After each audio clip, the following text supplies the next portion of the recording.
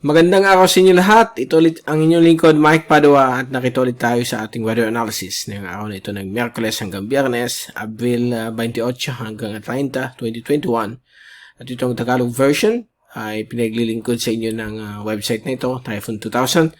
Umpisa natin ang update. Ito ang ating GraphSat. Simulan na yung araw na ito ng Miyerkules hanggang bukas Huwebes. Mukhang napakaganda po ang ating panahon sa malaking bahagi po ng ating bansa. So wala tayong major weather system na inaasahan sa Pilipinas sa loob ng susunod na 24 oras.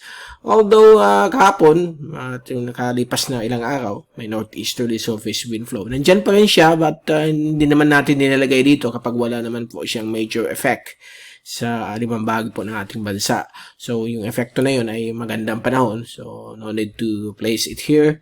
Hindi natin kailangan ilagay dito. But, ang buong Pilipinas ay magiging mainit, maaraw. At pagdating ng hapon o gabi, may mga cloudy conditions and some isolated rain showers and thunderstorms. Lalo na po dito sa may Mindanao, dahil po itong isla nito malapit sa equator. At mas marami po mga ulan sa mga panahon na ito. Considering na tapos na po yung La Nina, nandiyan pa rin po yung epekto na diniscuss natin noong nakalipas na 2 araw. So, expect yung mga ulan-ulan sa hapon o gabi, mga thunderstorms. Magbibigay po ito ng mga much needed rainfall sa mga bulubundukin po ng Mindanao at sa mga farmlands. Okay? So, sa labas ng ating bansa, all clear. Wala po tayong naasahan na LPA o bagyo na mag-form sa loob ng 5 hanggang 10 araw. Meron tayong departing frontal system dito sa may northeast of Guam at Saipan. At meron tayong developing frontal system dito na magiging Mayo front. Ito po yung seasonal rains dito sa southern China, nag-extend hanggang Japan. At medyo matagal po yan. May mga times na grabe po yung ulan sa kanila.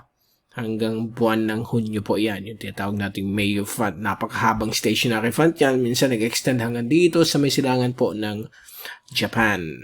Okay, so yan ang ating latest GraphSat. Fast animation. All clear naman po. At yung ating zoom in satellite animation. Kitang-kita po natin dito sa may Mindanao. Lalo na sa may Zamboanga Peninsula at Central Mindanao.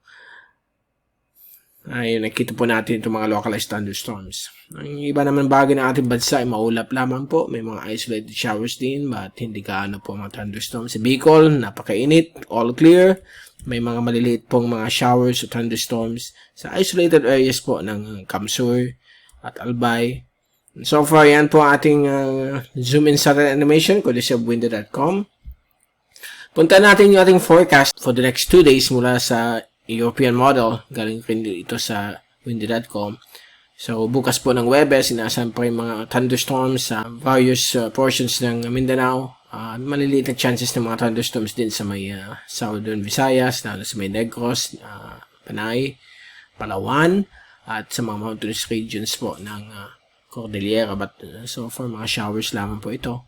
At pagdating po ng Friday, same weather conditions ang inaasahan. Lalo na po sa may Mindanao at Southern Visayas, itong mga localized thunderstorms.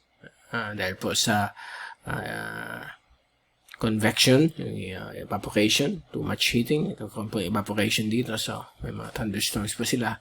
Dito po, hindi masyadong conducive ang atmosphere sa Bicol. Medyo dry po ang ating panahon hanggang sa Biyernes.